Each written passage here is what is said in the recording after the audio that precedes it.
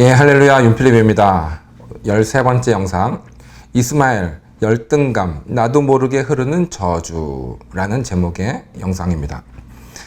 창세기 16장 1절인데요. 아브라함의 아내 사레는 생산치 못하였고 그에게 한 여종이 있으니 애굽 사람이요 이름은 하갈이라. 4절에 아브라함이 하갈과 동침하였더니 하갈이 잉태하매 그가 자기의 잉태함을 깨닫고 그 여주인을 멸시한지라.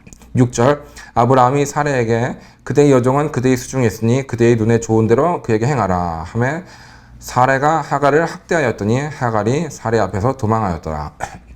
지가 자초한 거죠. 오늘도 세 가지입니다. 항상 세 가지로 하려고 그래요.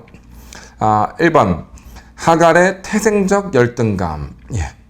하갈의 열등감은요 태생적 열등감이었어요. 그냥 자기가 이렇게 태어났어요. 애굽에 있었잖아요. 그렇죠? 자기 백그라운드의 문제라는 거, 태생적이라는 거. 어떻게 할 수가 바꿀 수가 없어요. 자기가 애굽의 종이었죠. 지금 아브라함 따라왔는데 여기서 종이에요. 그냥 뭐 시종입니다. 근데 이제 자기가 이제 어떻게 남자와 이제 합방을 하게 됐는데 자기가 이제 뭐 총각이랑 결혼하게 된 게 아니에요. 그렇죠? 주인집 이제 애 첩으로 들어간 겁니다. 그러니까 나는 첩이요, 아들은 서자가 되는 거죠. 태생적으로 어쩔 수가 없어요. 자기는 얼굴이 약간 약간 꺼끌꺼끌하고 좀 이렇게 꼬무잡잡하고. 그 당시 애굽이 또 셈족이었을 수도 있어요. 요셉 때 셈족이 통치를 했으니까. 근데 뭐 종이었으니까 아마 함족이었을 수도 있겠죠. 그쵸? 이스마엘인데 아닐 것 같긴 한데 이스마엘 생긴 게 어찌됐든 간에 예. 하여튼 태생적인 열등감이 있다라는 거예요. 신분, 외모, 성적, 성격 때문에 열등감이 생길 수가 있어요. 그냥 뭐 어떻게 할 수가 없어요. 처음에는 이해할 만해요. 아니 생긴 게 저런데 어떡해. 그쵸? 여잔데 화장해도 안 되는 거예요.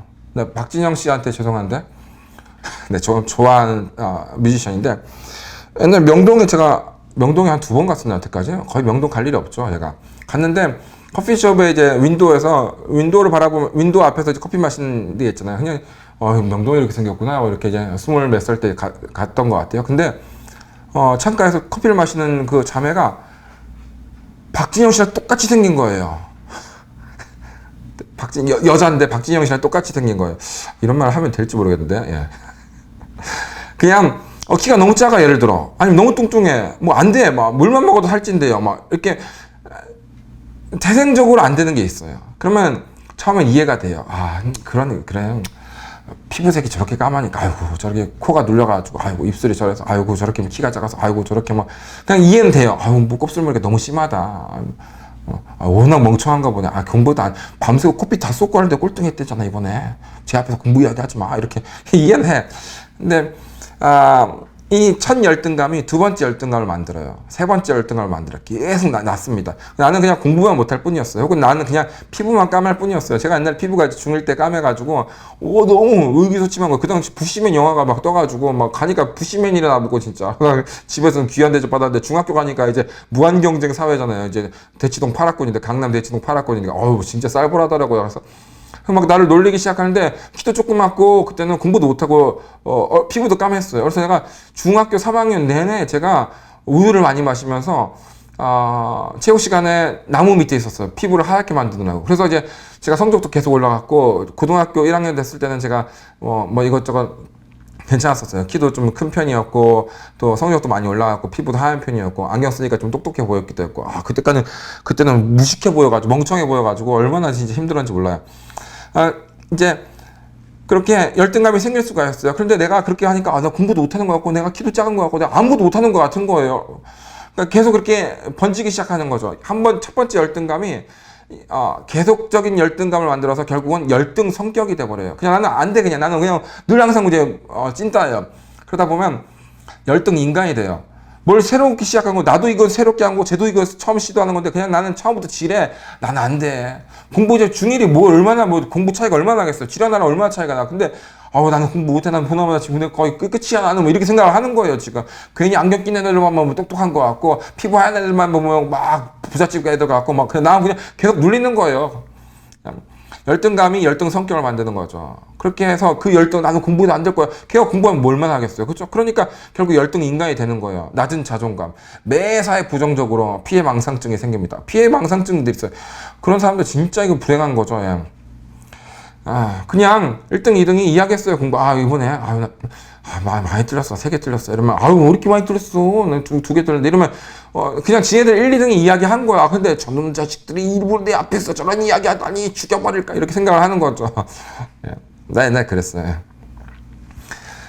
그런데 이런 사람들이 만약에 신분 상승이 갑자기 일어났다. 지금 아브라함이, 하갈, 그래, 뭐 해보자. 이렇게, 들어와 봐라. 뭐 이렇게 하는 것처럼 이렇게 됐어요. 그러면, 열등감에 쩔어 있어서 열등 인간. 그래서 이런 사람이 갑자기 신분이 도약이 되거나 포지션이나 모든 것이 바뀌면요.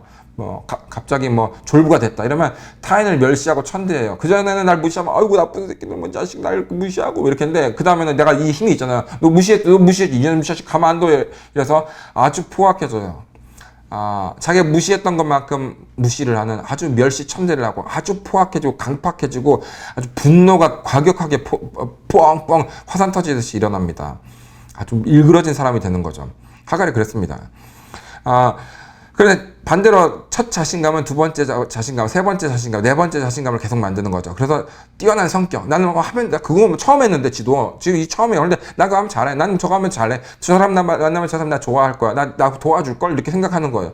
그러다 보니까 매사 긍정적이죠. 자신감을 가지고 일을 하다 보니까, 뛰어난 인간이 되는 거예요. 높은 자존감, 매사 긍정적, 성공 DNA를 품고 사는 거죠.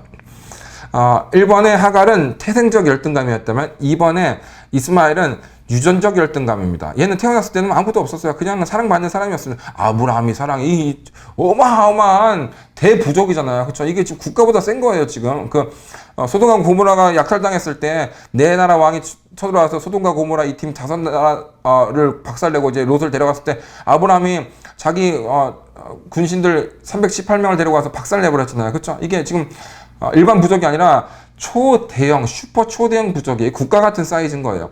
거기서 자기가 넘버 3, 넘버 4가 된 거예요. 넘버 4가 된 거예요. 그렇죠? 네. 아브라함, 사라, 그다음에 하갈, 그다음 나잖아요. 그렇죠? 그 안에 그 앞에 엘리에셀이라고 애굽에서 데려온 종이 있었지만 우리 엄마가 합방하는 바람에 내가 넘버 4가 됐던 거죠. 걔는 엘리에셀 지쳐주고 아브라함 피가 아니니까 나 아브라함 피잖아요. 그렇죠?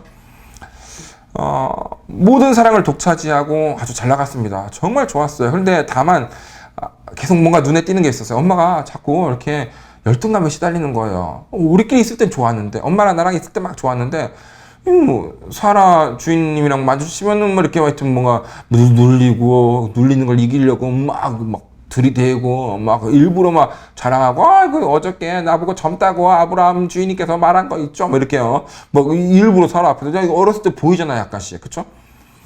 그게 이제 유전적으로 들어왔습니다. 원래 태생적으로는 아니에요. 창세기 21장 8절에 보면 아이가 젖을 떼고 이삭의 젖되는 날에 아브라함이 대언을 배설하였더라. 9절에 사라가 본즉 아브라함의 아들 애굽 여인 하갈의 소생이 이삭을 희롱하는지라. 그러니까 이제 내가 이제 14살 이제 나이가 14살 정도 차이가 나니까 어느 날 이제 이삭이 태어났는데 젖을 떼고 있는 거예요. 젖을 뗐는데 내 15살 걔 1살 됐을까? 근데 막 어마어마한 슈퍼 초대형급 잔치. 난 아브라함 100세 뭔 줄 알았어요? 100세 할 때도 이렇게까지 아니었어. 100세 잔치 때도 7순 8순 100순 할 때도 이렇게 아니었어. 근데 뭔데 지금 아무것도 안 했어요. 죽이고 뺏어 할 때도 이렇게까지 아니었어. 그게 졌는지 모르겠지만. 그런데 애가 뭐 했습니까? 학교 들어갔어요. 성인식 12살 청인식입니까? 결혼식 했어요. 그거 아닌데 지금 젖된 것 때문에 이렇게 난리 법석을 하는 거예요. 임금 부족들 다 초청해서 막 떡 돌리고 난리가 났는데 난 젖댔을 때도 아무것도 없었고, 난 걸었을 때도, 난 뛸 때도 난 백덤블링하고 앞덤블링하고 난 두 바퀴 공중회전하면서 활 쏘고 달리는 말에 위해서 활 쏘고 백보 앞에서 백보 멀리서 광역을 탁 뽑아내도 전혀 나한테는 거의 날라차기 2단 옆차기를 하고 백덤블링해도 전혀 나한테 그런 거 그놈 참 잘한다 이렇게 했는데 이 젖된 것도 이 난리를 치는 거야. 그러니까 나도 이제 맛이 가버린 거예요. 자존심이 완전 박살낸 거지. 이거 네가 뭐 했다고 이 자식만 해서 이제 너무 희롱을 했어. 이제 모멸감을 느끼도록. 그 애는 모르겠지만 누군가 봤을 때 사라 안주인님 모시면 난리 날 텐데, 아브라함 주인님 모시면 난리 날 텐데, 이렇게 됐는데 사라가 딱 본 거죠. 사라가 이제 뒤집어졌습니다. 근데 이스마엘은 사실은 이삭이 태어났을 때 넘버 4에서 넘버 5로 한 칸 소폭 하락한 것 뿐입니다. 지금 아직도 자기 밑에 지금 군사만 318명이고 목동들 하면 어마어마하고 걔네들 처자식까지 하면 진짜 뭐 1000명이 될지 2000명이 될지 지금 어마어마한 규모예요. 지금 자기가 넘버 5라고 자기가. 이스마엘을 보면요, 베스트 DNA, 아버지로부터 베스트, 아버지가 아브라함의 베스트 DNA, 그리고 월스 DNA, 엄마 하갈. 예. 그러니까 최고와 최악의 조합이에요. 그러면요, 최고가 될 가능성이 있고요, 최악으로 될 가능성이 있어요. 그래서 그것보다 더 가능성이 많은 것은 한 중간 정도. 그래도 뭐, 그런 거 있죠. 뭐 애가 그냥 뭐 중간 정도인데 아버지 잘 만나서 엄마 잘 만나서 뭐 로또 터져가지고 떵떵거리고 사는 거 있죠. 그런 애가 될 수 있는 거예요. 지금 그 상황입니다. 그러면 이 열등감을 가질 이유가 하나도 없어요. 다 부러워한다니까 지금 얘를. 세 가지 가능성: 최고, 평범, 최악. 근데 신기하게 본인이 광야에 어울릴 만한 성격을 택해버렸어요. 최악의 성격을 택했어요. 그렇게 할 필요가 없었거든. 열등감에 찌를 필요가 없었고, 자기 위에 지금 4명밖에 더 있어요. 근데 하나는 아버지지, 친아버지지, 하나는 엄마지. 예? 이삭이랑 사라밖에 더 있습니까? 이삭은 애잖아, 완전히. 뭐, 그럼 뭐, 자기랑 사라랑 부딪힐 일이 뭐 얼마나 있겠어요. 우리 엄마랑 사라랑 부딪히면 몰라도 자기는 프리하거든, 사실은. 근데 지금 이렇게까지 열등감을 유전적으로 받아버릴 필요가 없습니다. 엄마로부터 물려받았죠. 예. 다시 한번 해보겠습니다. 본인이 광야에 어울릴 만한 성품을 택해버렸어요. 고귀한 최고의 성품을 택한 것도 아니고, 한 중간치 성품을 택한 것도 아니고, 삶은 최고인데 지금 최악의 성격을 택해버린 거예요. 그러니까 광야로 가야 돼. 자기 성품에 맞게 가는 겁니다. 예. 귀한 성품이 있어요. 너무 찌질해, 너무 가난해, 아버지도 막 최악이고 엄마도 최악인데 애가 최고의 성품을 택한 거야. 나는 달라질 거야. 어렸을 때부터 그렇게 생각하는 거야. 나는 고귀할 거야. 난 부자가 될 거야. 난 유명해질 거야. 난 책을 쓸 거야. 난 방송에 나올 거야. 나는 영향력 있는 사람이 될 거야. 지가 그걸 택해버린 거예요. 그리고 아주 부자처럼 고귀한 사람처럼 지가 행동하는 거예요. 그래서 그냥 그런 삶에 어울리는 삶을 가는 겁니다. 예. 초대형 부족에서 서열 5위. 대단한 인물입니다. 그러나 열등 감정을 택하는 희한한 수를 둡니다. 대한민국 조선 왕조 500년에 보면 왕족이 너무 많죠. 왕족 중에서 이 사이드 계열들은 세자가 될 가능성이 없어요. 세자 경쟁하는 사람도 아니야. 그냥 이제 반개들 있죠, 반개들 중에서 열등감에 쩌든 애가 있어요. 그 대한민국 조선 팔도가 지금 다 자기 미칩니다. 자기 위에 지금 몇 명 없어요. 그렇잖아요. 자기 위에 다 합쳐서 30명도 될까 말까 막 이래요. 근데 막 이상하게 막 열등감에 쩌든 거예요. 그래서 맨날 술, 노름, 기생집, 막 싸움, 막 들락날락, 기생집 들락날락 하면서 세상 저주하고, 저주할 것도 없어. 자기가 지금 극상이라니까. 0.01%의 삶을 살면서도 그 짓을 하고 있어요. 그러면서 막 세상 저주하고, 막 자기가 될 수는 없는 건 하나 있어요. 뭐냐. 자기 세자 안 되지, 왕 안 되지. 그건 안 되고, 그거 빼고 다 됩니다. 그러나 세상을 저주하면서 자기 인생 저주하고 자기 엄마 저주하고, 그래서 인생을 망친 이상한 왕족들이 되게 많습니다. 피해망상증이죠. 걸어다니면서 술 취하고 지가 비틀비틀하고 한복 입고 완전 꽃무늬 짱짱짱 하면서 막 이렇게 하니까 사람들이 아이고 어르신 많이 술 취했습니다 이렇게 그냥 했을 뿐이에요. 아이고 어느 집인지 모르지만 이렇게 부축하려고 하는데 이놈의 새끼 나를 무시해만 내가 막 걸을 줄도 몰라 하면서 막 쥐어 패고, 그죠? 완전히 천박한 인생을 사는 거죠. 피해망상증에 쩌든 인생입니다. 이렇게 되니까 어떻게 됐어요? 이스마엘이 복과 집 부르심에서 쫓겨날 수밖에 없는 선택을 자기가 한 거죠. 예. 3번, 열등감은 큰 복을 막는다. 이게 중요해요. 이게 결론입니다, 사실. 애미나 아들이나 똑같네, 이런 말이 있어요. 그쵸? 애비나 아들이나 똑같네, 애비나 자식이나 똑같네, 이런 것처럼. 엄마도 쫓겨날 짓을 지가 했고, 아들도 쫓겨날 짓을 지가 했어요. 예. 이삭이 태어나기 전까지 하갈은 넘버 3였는데 쫓겨날 짓을 했어요. 이스마엘은 넘버 4에다가 이삭이 태어나서 넘버 5가 됐는데 쫓겨날 짓을 한 거예요. 예. 그러니까 쫓겨나야죠. 어쩔 수가 없어요. 열등감은 큰 복을 막는 이유 중에 하나가 쉽게 포기합니다. 난 어차피 안 되니까. 난 어차피 열등감에 쪄들어서 지가 열등감을 선택했다는 건 생각하지 않고 난 안 되는 인간. 난 뭐 이렇게 생각해버려. 그러니까 쉽게 포기를 해요. 더 갈 것도 없어. 뭐 안 되니까 그냥 난 이렇게 생각해버려요. 하갈이 끝까지 버티지 않고 그냥 나가버렸죠. 그렇죠. 아이고, 얻어맞으니까 내가 정신 차려야지. 내가 애굽 종이었는데 막 깍듯이 모시겠습니다, 형님. 이러면 끝나는 거거든요. 불행을 택해요. 교만을 택하고 분노, 자기 왕국. 그럼 자기를 저주하는 거죠. 근데 똑같이 종살이를 했던 사람이 있습니다. 누구겠어요? 이삭의 아들 야곱이 종살이를 했어요. 거의 뭐 반종이죠. 그쵸? 삼촌한테 뭐 임금을 착취당하고 완전 학대를 받았잖아요. 근데 야곱은 학잠을 자면서 지켰어요. 학잠을 자면서 정말,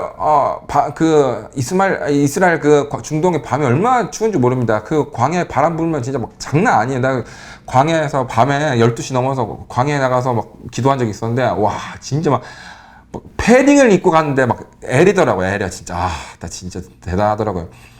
바람 얼마나 부는지 서 있지도 못하는데 그 바람이 패딩을 뚫고 들어오더라고요. 롱패딩이었거든요. 예. 학잠을 자면서까지 했지만 야곱은 처음엔 천박한 성품이었죠. 그러나 나중에 천박한 성품을 택하지 않죠. 더 비참한 건 요셉입니다. 요셉은 뭐 할아버지가 증조 할아버지가 아브라함, 할아버지가 이삭, 아버지가 야곱인데 이게 웬일이야 지금 나한테, 그렇죠? 그런데 행복을 택하고 겸손을 택하고 인내를 택하고 부르심을 택하고 복을 택했죠. 그러니까 열등감에 쪄들면 큰 복을 받지 못하는 이유 중에 하나가 자기가 쉽게 포기를 해버립니다. 이거 끝까지 가봐야 승부가 나는데 아직 몰라요. 이거 잘 될 것 같아. 조금만 하면 될 것 같아. 근데 조그만 위험과 어떤 비난과 어떤 조롱을 당하면 못 견뎌가지고 그냥 에라이 하고 판 뒤집어버리고 그냥 나가버립니다. 그런 사람들 많죠. 그런데 존귀한 감정을 택하면은 존귀한 성품을 갖게 되고 그런 사람들은 반드시 견디면서 이기죠. 예. 야곱만큼 견딘 사람이 어디 있겠어요? 요셉만큼 견딘 사람이 어디 있겠어요? 그렇죠? 그에 비하면 하갈은 넘버 3, 넘버 5였으니까 뭐 아직도 충분하죠. 그렇죠? 충분하지 사실은. 이렇게 될 필요가 없었거든요. 근데 문제는 뭐냐면 자기는 태생적 열등감이지만 그걸 못 떨쳐내고 계속 잡고 있으니까 어떻게 됐어요? 이게 자식한테 넘어갑니다. 그래서 자식은 완전히 비참하게 나는 뭐 한번 여기로 살아봤지 얘는 뭐야 지금 광야에서 인생 사는 거잖아요. 자식한테. 그렇게 되는 겁니다. 여러분 청년들인데요. 청년들이 어떤 성품을 가지고 있는지 윗사람들이 봅니다. 그리고 그에 맞는 기회를 줘요. 그에 맞는 포지션을 줍니다. 딱 보고 쟤는 요 정도 찬스 주면 되겠네. 쟤는 요 정도 일 맡기면 좋겠네. 그냥 딱 나눠져 버려요.